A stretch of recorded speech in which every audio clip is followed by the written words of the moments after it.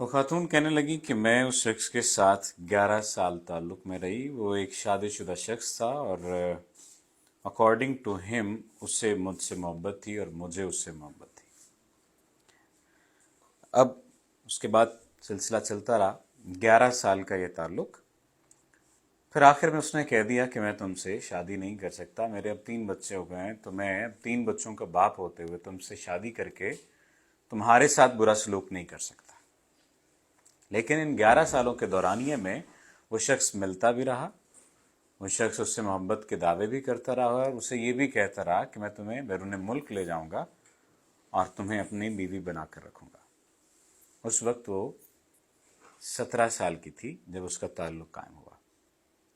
اس کے بعد ایک اور شخص اس کی زندگی میں آتا ہے اور 3 سال اس کا تعلق رہتا ہے اور وہ شخص بھی سیم پیٹرن ریپیٹ کرتا ہے کہ میں تمہیں اپنی بیوی بنا لوں گا, تم سے نکاح کر لوں گا.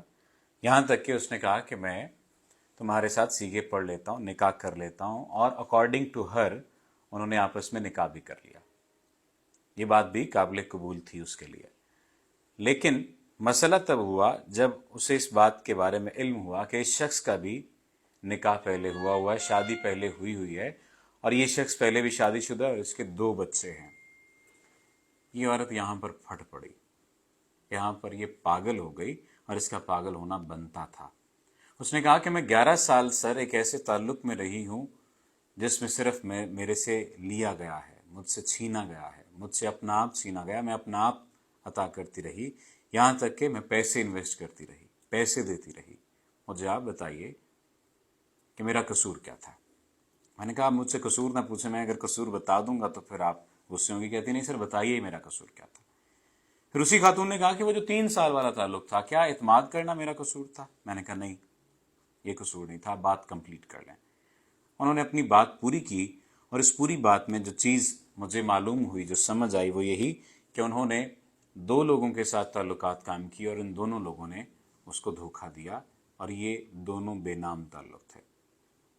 انہوں نے کہا کہ میں کوئی سیشن لینے آپ کے پاس نہیں آئی, میں کوئی نفسیاتی مدد لینے آپ کے پاس نہیں آئی, نہ ہی میں اپنی قسمت کا حال جاننا چاہ رہی ہوں, بلکہ میں آپ سے یہ پوچھنے آئی ہوں کہ میں غلط کہاں پر تھی, اور ساتھ ہی ساتھ میں آپ سے یہ ریکویسٹ کرنے آئی ہوں کہ آپ نے میرے اس معاملے کو, مدعے کو دنیا کے سامنے رکھنا ہے. میں نے انہیں بتایا کہ آپ غلط نہیں تھے, آپ کی توقعات غلط تھیں, آپ کا طریقہ کار غلط تھا. جب آپ کو معلوم تھا کہ یہ شخص شادی شدہ ہے تو شادی شدہ شخص سے تعلق بنانا آپ کو چاہیے ہی نہیں تھا. دوسری بات, آپ نے اگر تعلق بنا لیا تھا تو آپ کو ایک ایسا تعلق نہیں ڈیولپ کرنا چاہیے تھا جو میاں بیوی کے درمیان ہوتا ہے, یعنی فزیکل نہیں ہونا چاہیے تھا آپ کو. آپ فزیکل بھی ہو گئے. آپ نے 2 غلطیاں کی. آپ نے ایک غلطی تو یہ کی کہ آپ نے اپنی عزت کا خیال نہیں رکھا, دوسری غلطی آپ نے یہ کی کہ آپ نے دوسری عورت کے حق پر ڈاکہ ڈالا. مجھے آپ بتائیے کہ اگر آپ یہ کرنے جا رہے ہیں تو قدرت آپ کے ساتھ کیا کرے گی. پھر آپ اس کے غلط وعدوں کی تشریحات کرتے رہے یا غلط وعدوں کی ٹھیک تشریحات کرتے رہے. یعنی اس نے کہا میں شادی کر لوں گا, اس جھوٹ کے سہارے آپ نے 11 سال گزار دیے. 1 دن, 2 دن, 5 دن, مہینہ, 2 مہینے, 1 سال, 11 سال. کیا آپ کو یہ بات سمجھ آتی ہے؟ پھر اس کے بعد آپ نے دوسرے شخص سے تعلق بنایا تو اکارڈنگ ٹو ہر انہوں نے کہا جی کہ ہمارا جو فزیکل ریلیشن اس کے ساتھ قائم ہو گیا تھا وہ تیسرے ہفتے ہی قائم ہو گیا تھا. تو میں نے ان سے پوچھا کہ آپ کو یہ ضروری کیوں لگتا ہے کہ کسی بھی تعلق کی بنیاد فزیکل ہونا ہی ہے؟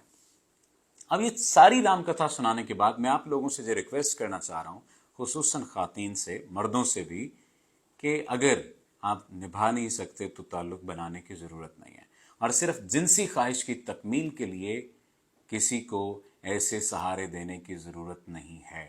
یہ یاد رکھیے. جب دونوں سائڈز کو یہ بات معلوم ہو تو ٹھیک ہے, پھر تو چل رہا ہوتا ہے. ایسے معلوم ہوتا ہے کہ یہ شادی نہیں ہونے والی, یہ کام نہیں ہونے والا, بس ہم ایک جھوٹے سہارے کے ذریعے زندگی گزار رہے ہوتے ہیں. ہم بھی کبھی جھوٹے سہاروں کے ذریعے زندگی گزارا کرتے تھے, اب ہم چاہتے ہیں کہ آپ ان جھوٹے سہاروں کے ذریعے زندگی نہ گزاریں. یہ کہنا تھا اس خاتون کا. آپ کا بہت شکریہ.